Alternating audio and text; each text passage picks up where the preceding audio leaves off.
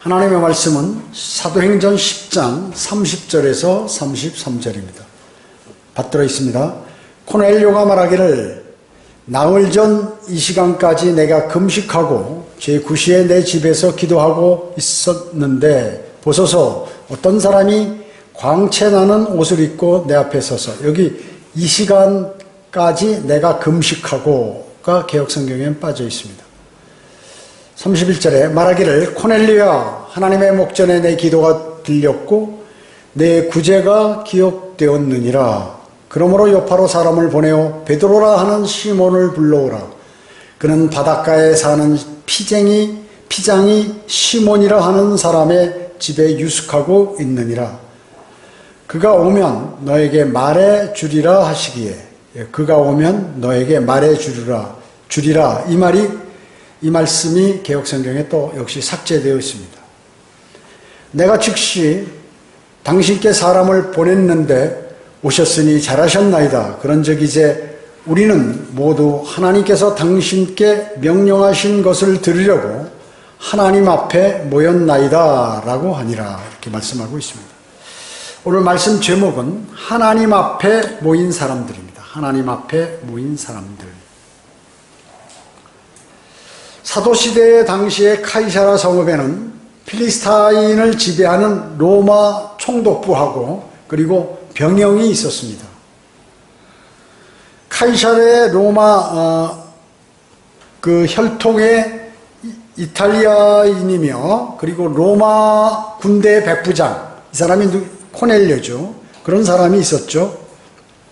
로마 혈통이고 이탈리아인 사람인 것입니다. 그 코넬료는 주둔군 장교죠. 주둔군 장교입니다. 그래서 우리나라로 얘기하면 한 중대장급 되죠. 약 100여 명 정도를 지휘하는 사람입니다. 그렇지만 식민지하에 유대인들에게 자비와 선행을 베푼 사람이었어요.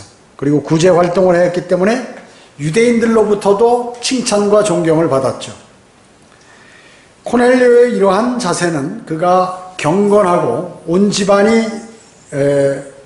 집안과 더불어 하나님을 두려워하고 의인이며 하나님께 항상 기도하는 사람이었기 때문일 것입니다. 자, 하나님을 두려워하고 의인이고 그리고 하나님께 항상 기도하는 사람이지만 구원을 받지 못했습니다. 그날도 코넬료는 어떻습니까? 제9시경에 우리나라 시간으로 오후 3시경이죠. 환상 속에 분명하게 보니까 하나님의 천사가 그에게 와서 말씀하시기를 뭐라고 그랬습니까? 코넬료야 라고 이렇게 부른 것입니다. 그가 천사를 쳐다보고 두려워하면서 주여 무슨 일이니까 라고 이렇게 얘기한 거죠. 그러니까 천사가 너희 기도와 구제가 하나님 앞에 이르러 기억됨이 되었다고 이렇게 얘기한 것입니다. 그러므로 이제 사람들을 요파로 보내서 베드로라 하는 시몬을 불러오라는 거죠. 그가 바닷가 집에 있는 어떤 피장이 시몬과 함께 묵고 있으니까 내가 어떻게 해야 할지를 이제 너에게 말해줄 것이다 라고 이렇게 얘기한 것입니다. 여러분 사도행전 9장에서는 이제 사도 바울이 구원을 받았죠. 9장 5절에 보면 주님을 처음 사도 바울이 만났을 때 부활하신 주님이죠. 주여 당신은 누구시니까 이렇게 얘기했거든요. 주여 당신은 몰랐어요. 누군지 나타나는데. 그러니까 코넬료는 뭐예요? 그런데 코넬료는 뭐라고 그랬냐 하면 주여 무슨 일이니까 이렇게 얘기했죠. 그렇게 함으로써 이 코넬료는 종전부터 하나님과 풍성한 교제를 나누고 있었음을 알 수 있는 것입니다. 자, 그러나 구원받지는 않았죠. 구원받지는 않았습니다. 즉 하나님의 천사와 이미 이전에도 대화를 많이 했다는 것을 우리가 알 수 있는데 구원은 받지 않았다는 것입니다. 코넬료는 그래서 하인 2사람과 경건한 병사 1명, 모두 3명이죠. 3명을 요파로 보내서 베드로를 초청하게 됩니다. 그들이 도착할 즈음에 베드로도 역시 제6시경, 그러니까 우리나라 시간으로 정오죠. 12시 기도하려고 지붕에 올라갔어요.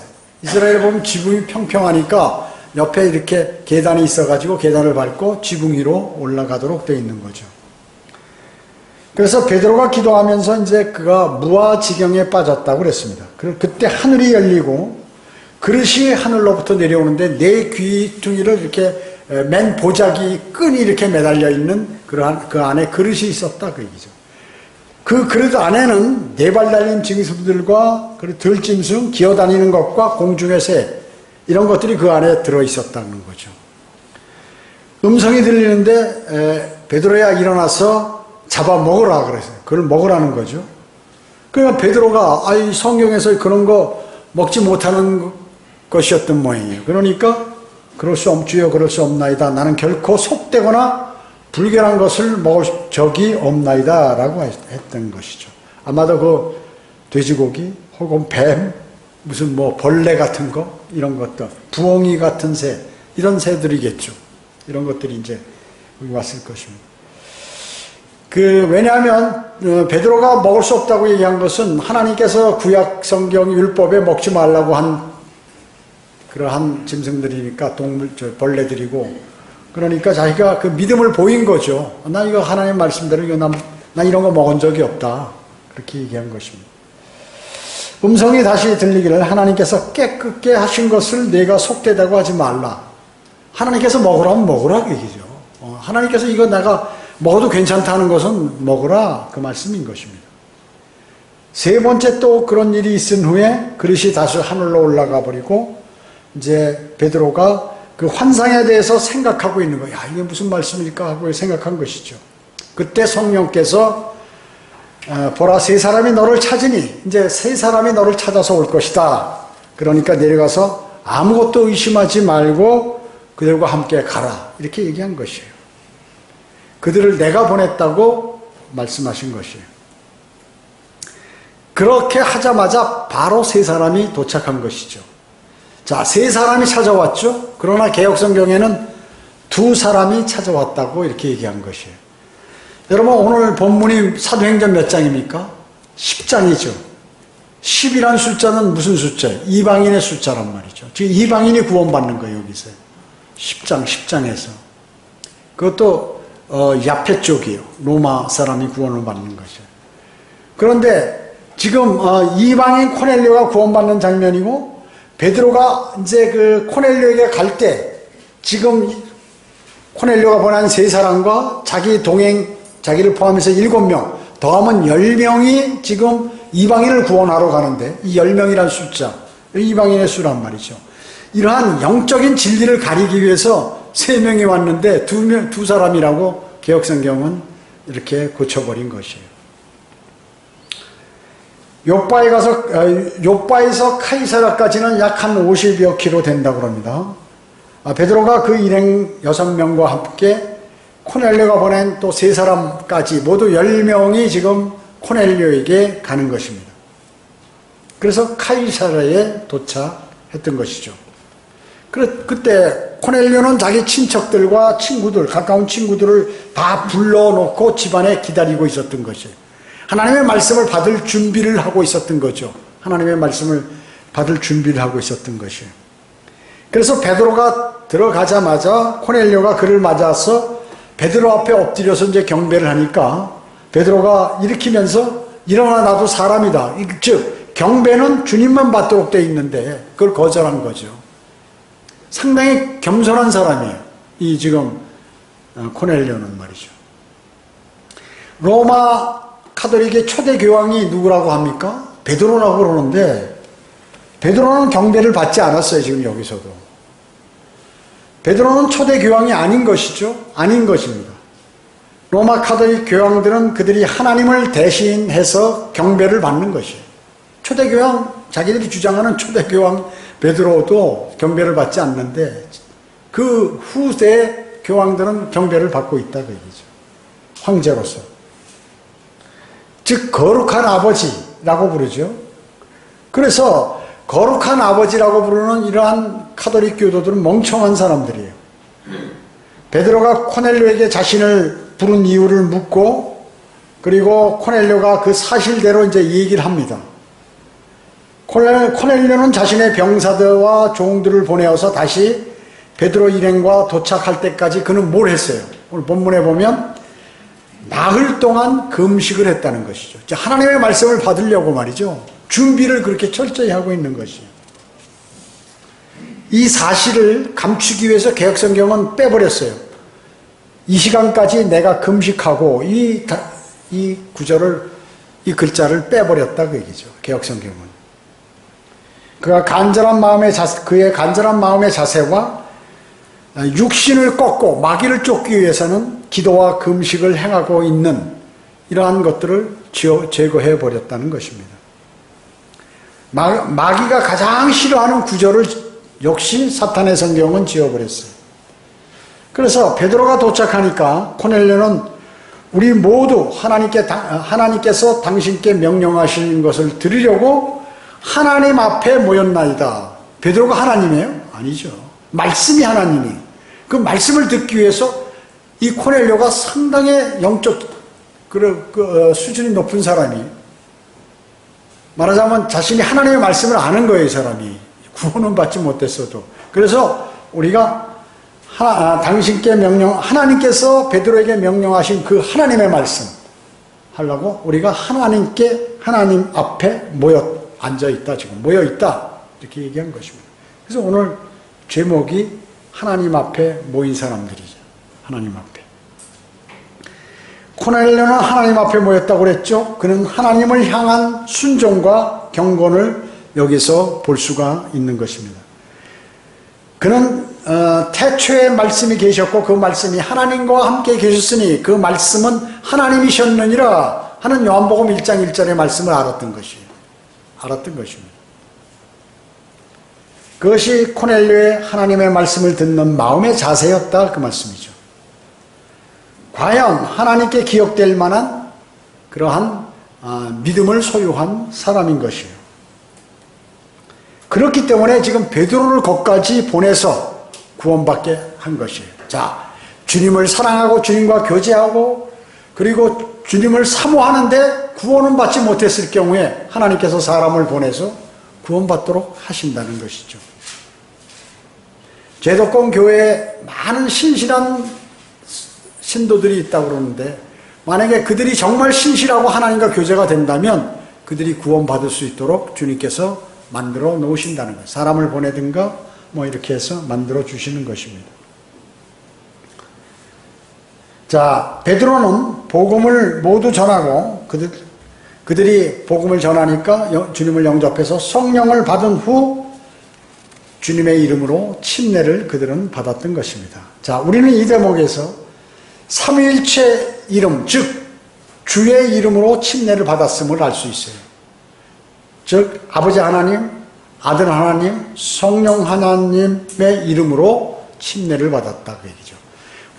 다른 교회에서 예수님의 이름으로 침례를 받았다든지 무슨 이렇게 주 예수 그리스도 이름으로 침례를 받지 않은 삼위일체 하나님의 이름으로 침례를 받지 않았을 경우는 다시 받아요. 뿐만 아니라 믿음의 성령, 즉 예수 그리스도를 영접해서 성령을 받은 후에, 즉 구원받은 후에 침례를 받는다는 사실을 오늘 본문을 통해서 알 수가 있는 것입니다. 단지 침례라는 것은 구원이 아니고 구원에 관한 선한 양심의 응답, 하나님을 향한 선한 양심의 응답, 즉 간증이라는 사실을 우리는 알 수가 있는 것이에요. 또 하나는 뭐예요? 경건하고 신실하며 하나님을 두려워하는 사람은 하나님께서 구원받게 해주신다 하는 것을 우리가 코넬료를 통해서 알 수 있는 것입니다. 자, 우리는 여기서 말씀의 두 가지 방편을 들을 수 있습니다. 첫째로 전도자나 말씀 전파자를 통하여 사람을 구원하신다 하는 것입니다. 자, 어떤 하나님의 말씀을 전파하는 사람이나 또 어떤 말씀 전파자나 전도자 이런 사람을 통해서 사람을 구원시키신다 하는 것이죠. 사도행전 8장에 보면 누가 구원받습니까? 최초로 이방인이 구원을 받아요. 에디오피아 내신, 흑인 에디오피아 내신. 그 빌립이 그 당시에 사마리아에서 복음을 전하다가 말씀을 전파하고 있는데 예루살렘에서 가자에 이르는 그 사막길로 가라는 명령을 받아요. 그 순식간에 이동을 하죠. 거기에 성령께서 이동을 시키신 거지. 순간 이동을. 거기에 에티오피아의 칸타케 여왕의 그러한 휘하에 있는 재정을 담당하는 내시가 거기 예루살렘에 이제 경배하러 왔다가 다시 자기 나라로 가면서 마차에서 이사야 53장을 읽고 있었어요. 그런데 성령께서 지시하여서 빌립을 그곳으로 인도해서 거기에서 마차에 함께 타라고 그랬습니다. 그래서 거기 탄 거예요. 그러니까 빌립이 당신이 읽고 있는 것을 이해하겠느냐? 지금 이사야 53장을 딱 읽는데 이게 무슨 말인지 모르는 거예요. 그러니까 내시가 나를 지도하는 이가 아무도 없으니 어찌 깨달을 수 있으리요? 이렇게 얘기하는 것입니다. 그렇기 때문에 이제 빌립이 내시에게 주님에 대해서 전하고 그가 주 예수 그리스도를 영접하고 신앙 고백을 했죠. 나는 예수 그리스도가 하나님의 아들이심을 믿나이다 라고 이렇게 하는 것입니다.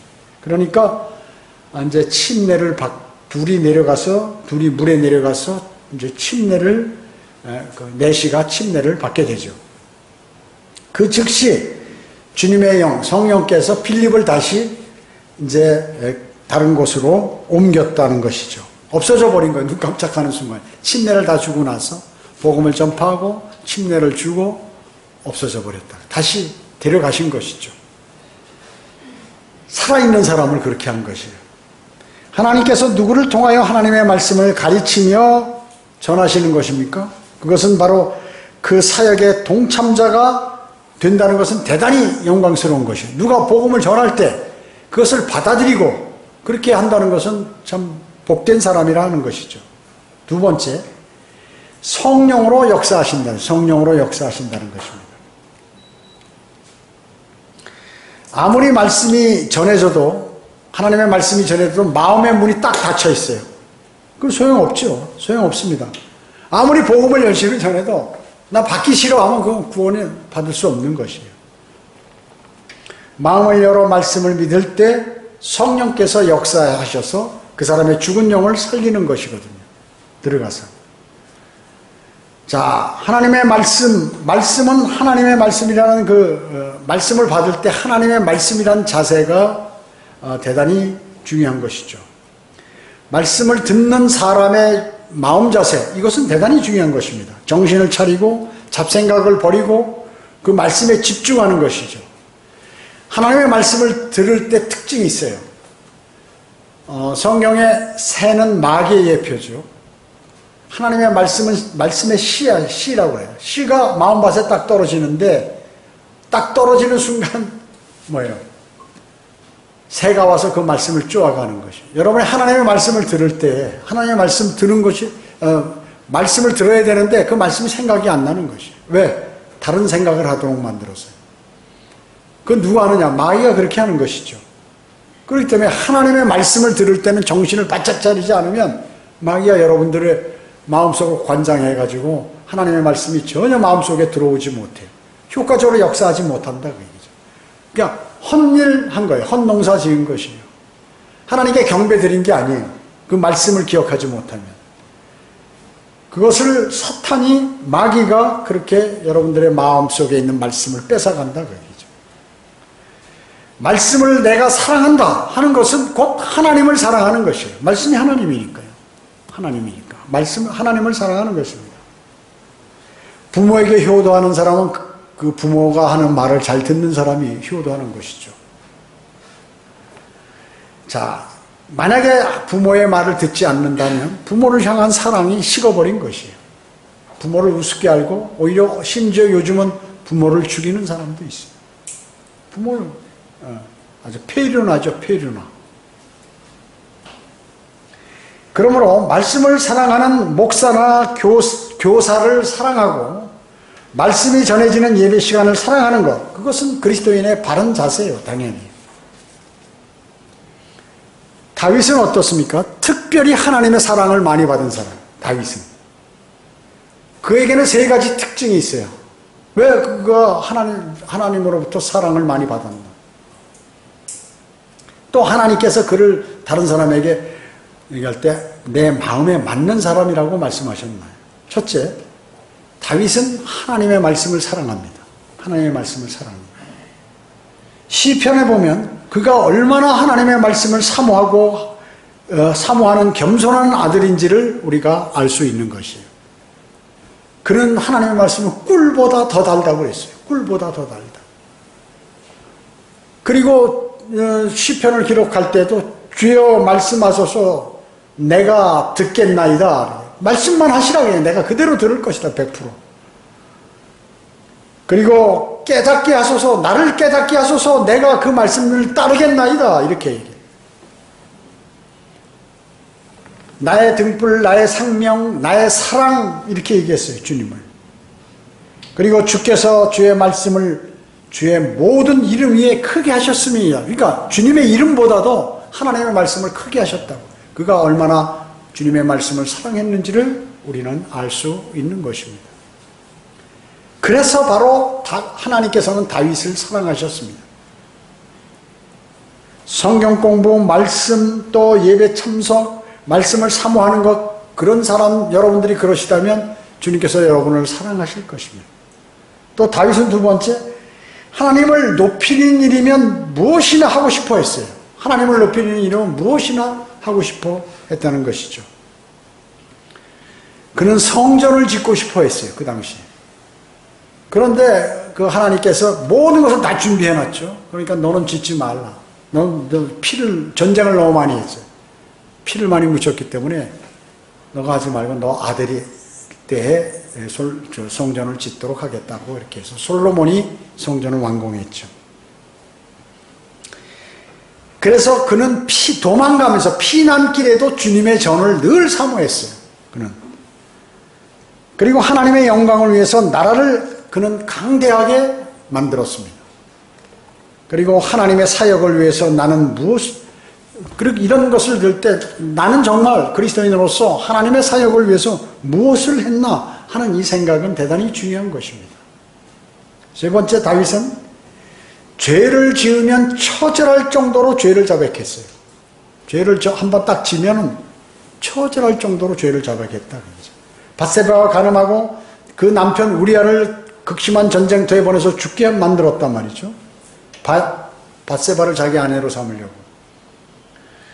그때 나단 선지자가 그 사실을 지적했죠.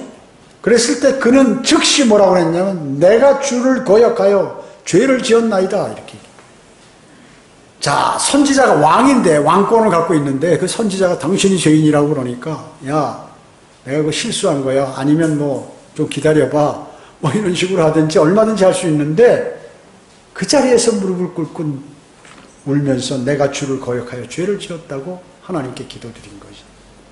그 내용이 시편 51편에 아주 상세하게 나와 있어요. 처절한 자백이 거기 기록되어 있다고 얘기죠. 몇 구절만 얘기하면 나의 죄악으로부터 나를 철저히 씻으시고 나의 죄로부터 나를 깨끗하게 하소서.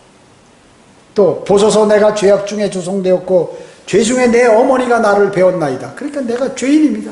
그래서 내가 모르고 부십을 시간에 그냥 잠시 판단이 흐려서 죄를 지었다는 거죠.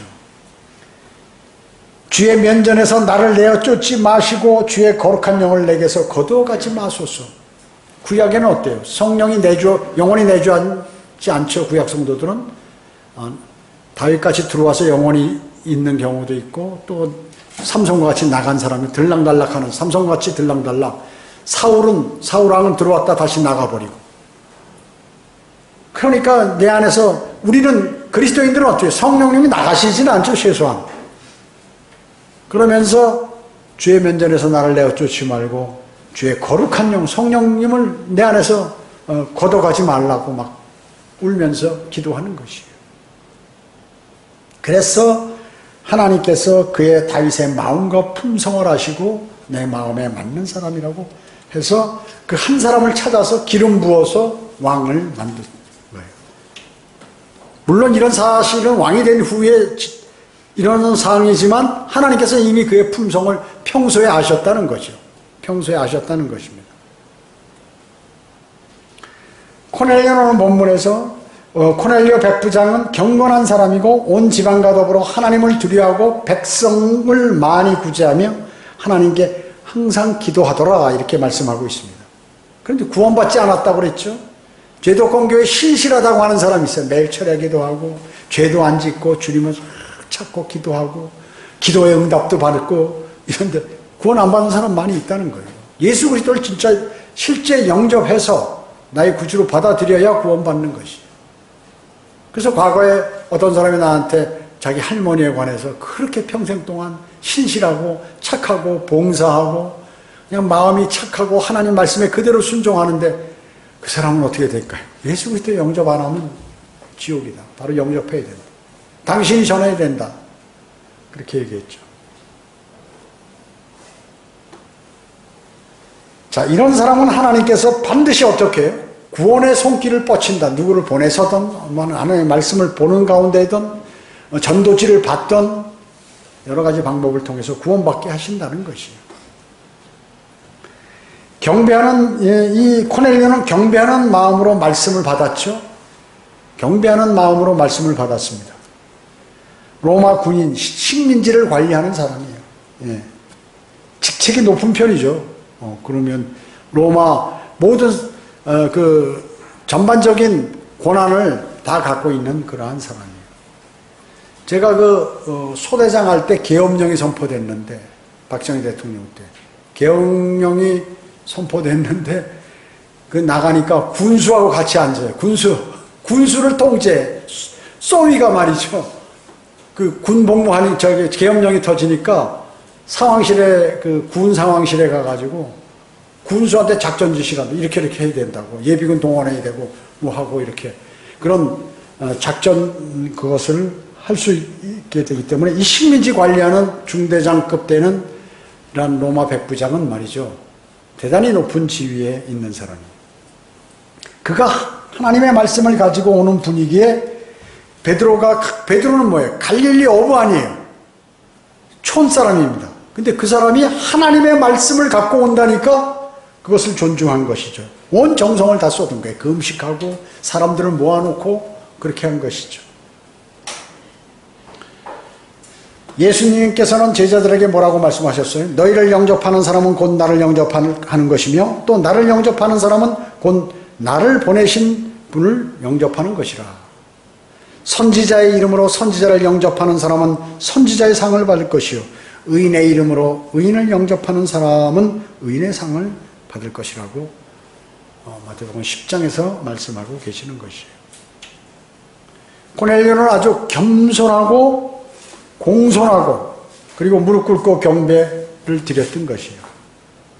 그러니까 베드로가 황송해서 일어나라고 나도 사람이라고 하면서 경배는 하나님께만 드리는 것이라고 이렇게 얘기를 해주는 것입니다. 베드로는 코넬료의 모습에 사실은 감동한 것이에요. 문화적 장애, 율법적 장애, 그리고 관습적 장애를 다 무너뜨려 버렸던 것이에요.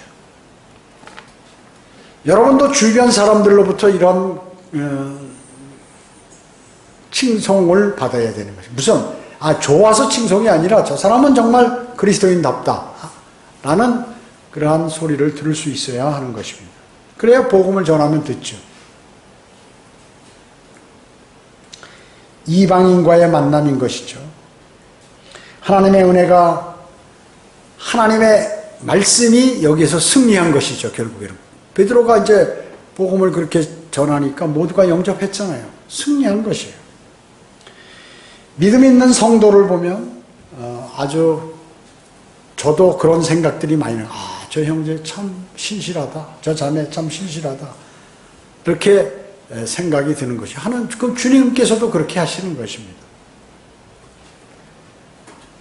이러한 현상은 경배하는 마음으로 말씀을 받을 때 일어나는 현상인 것이에요. 그리고 코넬료는 어땠습니까? 듣는 마음으로 받았어요. 집안 식구들은 다 듣기 원하는 마음을 가졌어요. 여러분 어때요? 복음을 전할 때 나는 이거 아주 진절이 나서 듣기 싫다. 안 믿겠다. 이런 사람한테는 전할 필요 없어요. 전해봐야 소용없어요. 그리고 그래서 지옥에 가기 싫으면 주님 영접해야 된다. 또 아니면 당신이 하늘나라 가고 싶으면 주님을 영접해야 된다. 그래서 우리가 처음에 물어볼 때 뭐 여러 가지 상황에 따라서 다르지만 당신 오늘 죽으면 하늘나라 가실 수 있습니까? 당신은 죄에 대한 심판을 아십니까? 라든지 지옥이라는 사실을 지옥이 있다는 사실을 아십니까? 라든지 여러 가지로 이렇게 얘기를 하게 되죠. 심지어 어떤 때는 그 사람에게 필요한 모든 얘기를 하면서 내가 전하는 복음을 들을 수 있도록 하기 위한 방편에 관한 그러한 말을 전하기도 하죠. 자, 마태복음 8장에 보면은 그들은 이제 마태복음 8장에 보면 예수님께서 카버나움 백부장의 종이 중풍으로 누워 있는 거예요. 예수님께서 가서 이제 백부장의 종을 고쳐주겠다고 그러니까 백부장이 뭐예요? 말씀만 없어서 그러면 내 종이 낫겠나이다. 자기도 높은 지위에 있으니까 내 종 보고 가라면 가고 오라면 오듯이 당신은 위대하신 분이니까 그냥 말씀만 해도 종이 그냥 낫겠다고 이렇게 얘기한 것이에요. 그러니까 예수님께서 뭐라고 칭찬하셨습니까? 이스라엘 중에 이처럼 큰 믿음을 본 적이 없나니 결코 없도다. 가라, 내가 믿은 대로 내게 이루어지리라 해서 그 시각부로 그 종이 나아버렸다는 것이죠. 자, 절박한 순간 급하고 막 그럴 때 하나님의 말씀이 잘 안 들어오는 경우도 있어요. 안 들어옵니다. 그러나 말씀을 받는 자의 마음이 제대로 되어 있으면 그때 말씀을 받아서 그 급박하고 어려운 문제를 해결할 수 있다 그 얘기죠. 그런데 우선 급한 일만 생각하다 보면 하나님의 말씀이 안 들어오는 것이. 내가 괴로운 것을 많이 생각하면 하나님의 말씀이 들어오지 않아요. 내가 곧 빨리 무슨 해야 할 일이 있을 때는 하나님의 말씀이 안 들어와요. 그런 거 다 제쳐놓고 주님의 말씀을 존귀하기 때문에 그것을 먼저 받는 것이 대단히 중요하다는 것입니다. 그래서 오늘 여러분들이 하나님의 말씀을 들을 때에는 정신을 차리고 그 말씀을 받는 것이 대단히 중요하다는 것입니다. 또 코넬료는 하나님 앞에 있다는 마음으로 말씀을 받았다는 거죠. 하나님 앞에 있다는 마음으로 말씀을 받았다는 것이에요. 코넬료는 지금 베드로 앞에 앉아 있으면서 하나님 앞에 있다고 말한 것입니다. 왜? 하나님의 말씀을 듣자 하니 그 하나님의 말씀이 하나님이기 때문에 들려오는 그 하나님의 말씀 소리, 그것 앞에, 하나님 앞에 앉아 있다고 말씀하는 것이에요. 베드로 안에 계신 성령께서 역사하셔서 하나님의 말씀을 경청할 수 있도록 준비하신 것이에요. 성령께서 여러분 내주하시면 말씀을 들을 준비를 딱 할 수 있게 그분께서 여러분을 관장하시는 것이에요. 그분하고 교제가 평소에 잘 돼 있으면. 하나님의 말씀을 하나님의 말씀을 들을 때 우리 어떻습니까? 경배하는 마음으로 그 말씀을 경청해야 하는 것이죠. 경청해야 하는 것입니다. 하나님의 말씀을 겸손히 받고 마음을 열고 그 말씀을 듣는 것이죠. 그리고 하나님 앞에 있다는 심정으로 그 말씀을 받아야 하는 것입니다. 그 대단히 중요합니다. 그 사람을 주님께서 사랑하시는 것입니다. 왜? 그 하나님의 말씀을 존중하기 때문에. 코넬료가 그러한 마음과 준비로 말씀을 받음으로 본인을 포함한 모든 친척들, 친구들 모두가 어떻게 됐습니까? 구원을 받았다. 그죠? 구원을 받았어요. 하나님의 자녀로 영생을 얻게 됨을 우리는 꼭 기억해야 되는 것이에요. 말씀을 들으면 픽픽하는 사람한테 되지가 않아요. 하나님의 말씀이 전달되지가 않습니다. 마음의 준비가 돼 있고 마음의 문을 열어야 말씀의 영적인 그 말씀이 내 안에 들어와서 그 말씀이 살아 역사하는 것이요. 그 사람에게. 그래서 구원도 시키고 힘도 주고 위로도 하시고 그리고 능력도 부여하시고 이렇게 하시는 것입니다. 여러분은 위대하신 그 하나님의 말씀, 이 말씀은 대단한 것입니다. 대단한 것이에요. 그 말씀을 마음속에 받는다는 것이 얼마나 귀중하고 큰 특권인지를 여러분 꼭 생각하셔야 돼요. 그 말씀을 매일 무시해버리고 그 말씀을 잘 듣지도 않고 심지어 경배 시간에도 말씀을 잘 듣지 않고 그렇게 한다면 그 사람은 하나님의 위대하신 하나님을 무시하는 것입니다. 하나님의 위대하신 하나님을 무시하는 것입니다. 구원받은 사람이 코넬료와 같은 마음과 믿음을 가질 때 그 사람은 주님께서 주시는 그런 큰 복을 받는 것입니다. 우리는 오늘 이 위대하신 하나님의 말씀, 이것을 통해서 즉 코넬료의 모든 상황 그리고 베드로의 자세 이런 것들을 통해서 우리가 주님과 어떤 교제를 나누어야 되고 주님의 말씀에 어떻게 대해야 되며 그 말씀을 어떻게 신뢰하는지를 다시 한번 생각하는 그 시간들을 갖는 것이 필요합니다. 주님은 위대하십니다. 주님은 위대하세요. 주님의 말씀은 그 하나도 실현되지 않는 것이 없어요. 이 성경에는 많은 예언들이 있죠. 800여 개 정도의 예언이 있습니다. 그 예언이 300여 개가 100% 성취됐어요. 그러면 나머지 어떻게 되냐? 그것도 그대로 성취된다는 것이 확률적으로 볼 때. 여러분 어때요? 요새 국회의원 선거한다든지 대통령 선거할 때 그 표차가 많지 않으면 말이죠. 많으면 어느 몇 프로 정도까지 개표했을 때 그 프로테이지가 이미 결정이 됐다는 거 얘기하잖아요. 그 통계가 딱 맞아요. 그게 맞는 것이에요. 근데 이제 박빙일 때는 뭐 끝까지 가지만 어느 정도 차이가 날 때에는 몇 프로 개표했을 한 20% 정도 개표했을 때 우위인 사람이 끝까지 간 그런 확률이 많이 있다 그 얘기죠. 그와 마찬가지로 800개 중에서 300개가 완벽하게 100% 맞았다 그러면 나머지는 뭐 틀림없는 것이에요. 틀림없어요. 50% 이상이 지났으니까 그건 뭐 100% 맞는 것이에요. 자, 앞으로 여러분에게 닥칠 일들이 무엇이 있습니까? 주님이 부르시면 올라가죠. 그리스도의 심판석에 서죠. 이 우주에서 가장 웅장하고 위대한 언양의 혼인석에 참여하죠. 그리고 우주여행 한번 하는데 사람들이 그렇게 돈이 많이 들고 그것도 짧은 시간 내에 여러 가지 우주복을 뒤집어 쓰고 말이죠. 자유롭지도 못한데 그 더 먼 지역까지 눈 깜짝하는 순간에 우주를 다 구경하고 올라가고 또 흰말을 타고 주님 뒤를 따라서 내려오고 이 땅에 와서 그냥 내려오는 것이 아니라 1000년을 땅을 할당받아서 통치합니다. 어떤 사람은 우리나라만한 땅을 통치할 그런 왕이 있을 거고 어떤 사람은 이 충청북도 지역만큼의 크기의 땅을 통치할 사람이 있을 것이죠. 100년이 아닙니다. 1000년입니다. 1000년. 그것도 아주 아름다운 곳에서 사탄이 없는 곳에서 마귀가 끝없이 깊은 구렁에 갇혀있는 상태에서 사람을 유혹하지 못하는 상태에서 통치한다 그 얘기죠. 아담과 이브 재창조 최초의 재창조 때와 같은 그러한 자연환경 속에서 통치를 하시는 것입니다. 1000년이 끝나면 또 큰 백보 주님과 함께 큰 백보자 심판에 참여하게 되고 그리고 새 예루살렘에서 영원히 사는데 영원히 사시면서 관할하는 우주 지역을 얼마든지 왔다 갔다 하면서 영원한 삶을 살 수가 있는 것이고 또 영원히 주님을 찬양하는 것입니다.